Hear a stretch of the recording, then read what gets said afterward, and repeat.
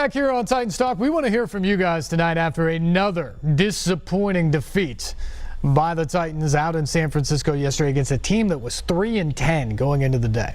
That is the thing that's going to hurt the most if the Titans ultimately do not get into the playoffs this year, is the fact that they left 8-4 facing two teams in Arizona and San Francisco that are not playoff teams. Yes, they're on the road, but they're not playoff teams. And really all they needed to do was walk away with one of them. You win one, and it's viewed as a fairly successful road trip. You just can't lose them both. And they walk away in games that they had shots at the end of the game. Make a play, you win. You win, the season outlook looks totally different. They can't do it in either one. A team that had found ways for 3 months, really, to figure out ways, even in ugly games, to win, finally couldn't do it the last 2 weeks. And now they're 8-6, and now those playoff chances are in peril. Call us up, though, 737-7767. Your thoughts on the game yesterday in particular. Now, what it means for the Titans moving forward with the Rams and the Jaguars, both 10-win teams, coming to Nissan Stadium over the final 2 weeks of the season. What's your confidence level like that this team can somehow regroup and put up a fight and perhaps win one of those or both of those games and get themselves into the playoffs here over the final couple of weeks of the year? Go to the phones now and say hello to Eric. Eric, good evening. You lead us off tonight here on Titans Talk. Thanks for answering my call. I don't have any confidence in them winning the next two games, just for the simple fact of the coaching that we're seeing. I know everybody's getting on the fact that Derrick Henry's not getting the ball, but it's beyond that. The secondary is getting torched every single game. And I know Garoppolo, he's had a pretty good stretch here, but it's not like he's Tom Brady. And it looks like they let the game plan B let Jimmy Garoppolo beat us, and he did. Yeah, he absolutely did. Now, I will say this. The secondary, for the most part, this season's been improved. They were awful yesterday. That was the worst performance I think we've seen all year long from the Titans secondary. Part of that is the fact that Logan Ryan was out, obviously, with the ankle injury. They hope to have him back healthy and able to play against the Rams this weekend, but that certainly hurt. Offensively, I think the play calling's left a lot to be desired over the past couple of weeks, but also some of this comes down to execution. I mean, the first play of the game yesterday, for people who talk about them being unimaginative offensively, the first play of the game yesterday is a shot play. There's a couple of really nice conceived routes on that, and Marcus Mariota gets sacked. At some point, the players have to be accountable for the execution of the play, too. And so you go 3 and out because you fall behind the chains on first down on the opening possession. Then the second possession, you actually drive the field and put up points. So the third possession, when you're trying to really establish yourself in the game and get the confidence going, your best player, Delanie Walker, fumbles the ball at midfield, gives a short field to the 49ers, and before you know it, you're down 16-3, and a lot of things go out the window. You mentioned Derrick Henry only having a few carries yesterday. He had 1 at the half. Well, the Titans only had 9 runs in the first half because that's how few plays they had in the first half of that game. So it's a big issue for the Titans when it comes to the offense right now. And yes, play calling, Mike Mularkey, Terry Robisky, their combined genius, if you want to call it that, behind the offense has left something to be desired at times here. But also the players have to be accountable for not executing in some of these positions as well. Let's go to Steve. Steve, good evening. You're next up here on Titans Talk. Thanks for taking my call. And I got to kind of stand back. I always, when I do get a hold of you, I turn off the TV or whatever. But listen, you're right. It's about accountability. We're great. We're a great football team. We just can't execute. And it breaks my heart knowing this. But here's what I'm saying is, why? Oh God, I'm overcome with emotions. But why is it? Oh gosh, I don't even know. Okay, listen, we're gonna be a good football team eventually. It's a franchise team, and I just really thought it was going to be this year, but it's not going to be this year. Obviously, I mean, hearts are broken. broken once again. But you know what's new in Tennessee? You know, let's go all the way down. You know, but anyway, listen. I just want you to know that the way you follow the football team is unprecedented. I love the way you handle it, and golly, it breaks my heart. I've been a soul saver flavor, you know, and it's breaking my heart every year. Well, Steve, I know there are a lot of people out there with you. Thanks for the kind words and the call tonight. I mean, look, it's not over yet. They've got 2 games left to go, and I don't know if anybody really imagined these past 2 games to go the way they did. That's the thing about the NFL. The old any given Sunday thing is true, and anybody can rise up, especially when you're at home, and that's what the luxury the Titans will have in these final 2 games. Remember, they've won 9 of their last 10 games dating back to last season at Nissan Stadium, and they've beaten some pretty good teams in their way during that time. I expect the atmospheres to be good. I expect them to get after it in these 2 games. The question is, can they rise up and win it? And the other question here is, this was a team that expected so much of themselves this year because of the gigantic leap they took last year. Maybe it was unrealistic to expect them to take another step this year because of how big the leap was last year. But because of those expectations, is there frustration that seeps in now at this point?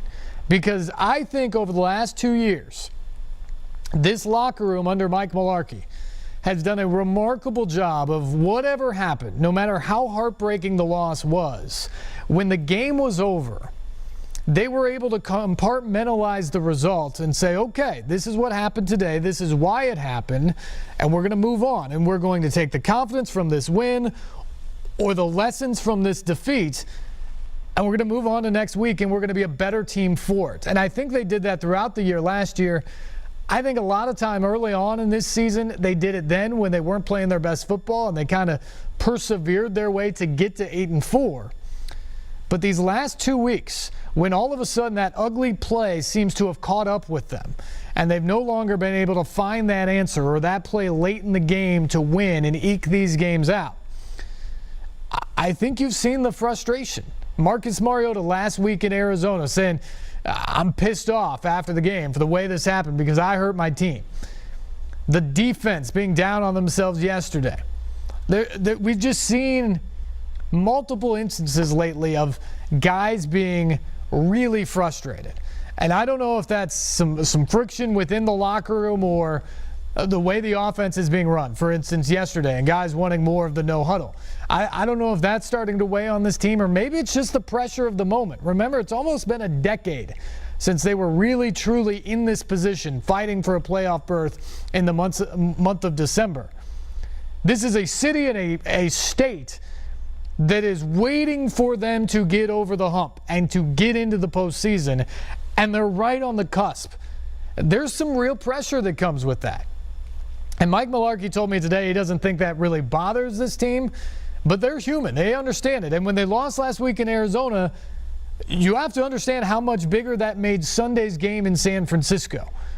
And when you start off slowly and now you're in the hole, you have to understand how much tighter the collar gets in that position. And now you lose that game, and you come home for 2 very difficult games. And now that collar is even tighter, and the position you're in is even more difficult than it was. All of that plays a factor here, I think.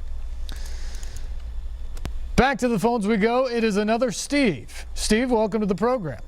Yeah, hey, thank you very much. Who's calling the offensive plays for the Titans?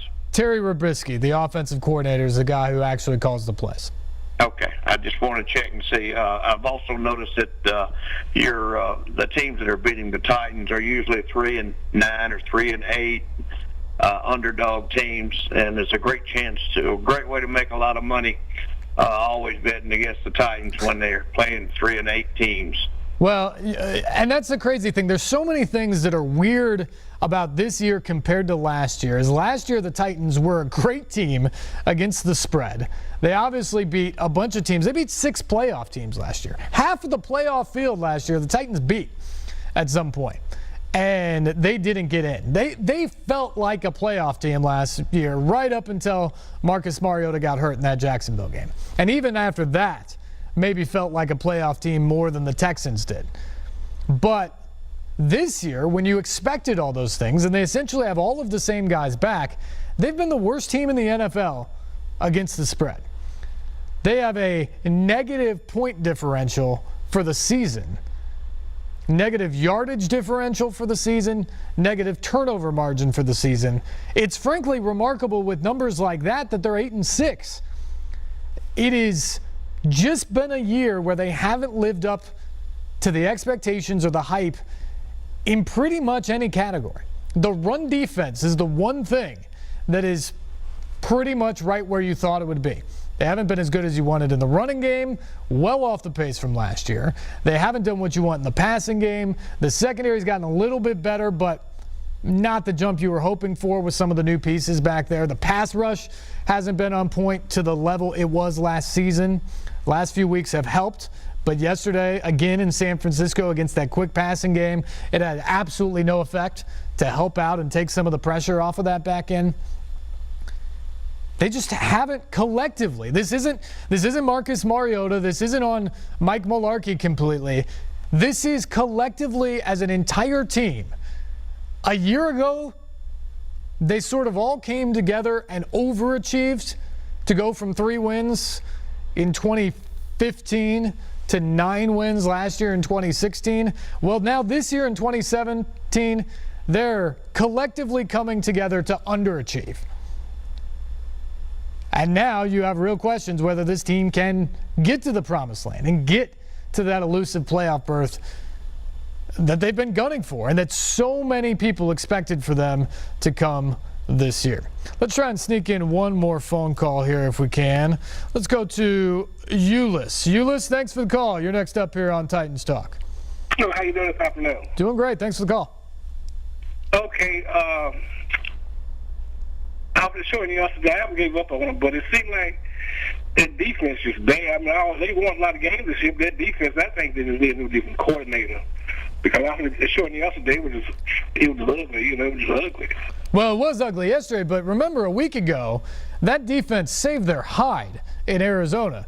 They gave up 1 touchdown in the entire game. Actually, I'm sorry, they did not give up a touchdown the entire game. The offense only scored 1 touchdown. They didn't get over the hump because of that. But remember, the defense last week in Arizona doesn't give up a touchdown. Even yesterday, as Garoppolo's going up and down the field, they only gave up 1 touchdown. They just couldn't get off the field, and they kept kicking field goals. This defense, time and time again this year, has bailed them out in tough situations. Unfortunately, yesterday was the day the offense finally got going. Second half of the game yesterday was the best the Titans offense has looked in over a month. By far. The best they've looked in the second half of that game. And you know what happened at the exact same time coinciding to that? The defense had its worst day in about 2.5 months. And that's how you lose football games. You talk about complementary football and offense helping defense, defense helping offense, and that's how you win games. Well, when you can't get them all on the same page, you lose games for lack of complementary football as well. And that's what happened again to the Titans yesterday. Well, how you feeling going to fare Sunday going against the Rams? Ooh, it's a tough assignment. The Rams are playing fantastic. That defense we always knew about. But now with Jared Goff under Sean McVay, they are really, really coming along offensively. Todd Gurley is one of the best running backs in the league. This is a balanced unit that has put up a ton of points. They just boat raced Seattle yesterday 42-7. So this is a imposing threat coming into Nissan Stadium. The one thing I like is it's back at home. The Titans have played so well there. Marcus Mariota has been great there this year. They need to come out. They need to start fast and have something good happen for them on Sunday. If they do that, I think they've shown when the offense is clicking this year, the Titans can hang with some of the better teams in the league. Heck, they beat Jacksonville by 21 earlier this year. They beat Seattle at home. This is a team that can play when it's at its best. We just haven't seen their best enough this year. So they need something good to happen early. If that can happen on Sunday, Ulyss, I think they've got a shot to make it a game, and we'll see what happens in the fourth quarter. But if they get off to another slow start, that has too often been the case here recently, they're going to be in trouble. Okay, well, look, what if they lose to the Rams and beat Orlando? How many playoff hopes be in? Will they have a chance to get in the playoffs? Yeah, they would. Ulyss, thanks for the call. They would still have a shot to get into the playoffs if they win one of these final two games. And it doesn't matter the order. What will come down to then is what else is out there. Like I said earlier, they're tied right now in the win-loss column with both Buffalo and Baltimore at 8-6. The Titans are the highest ranked team among those three right now because of a better overall record against the AFC when compared to Buffalo, and then a head-to-head advantage against Baltimore. So that's what they've got in their favor right now. The problem is those two teams both probably have easier schedules than what the Titans have over the final 2 weeks. So, like I said earlier, I think there's a great chance Baltimore wins out to get to 10-6. I think Buffalo probably finishes 9-7. So, just looking at that, the Titans really need to win one of these final two games. If they do that, pretty good shot you can sneak in. I also think the Chargers have a decent shot to get to 9-7 from 7-7 and where they are. You know, there's also the potential possibility that the Bills would lose out or the Chargers win one, and then maybe there's a chance that you could get in at 8-8. But I think if you're the Titans right now, you got to go in talking about this weekend's game.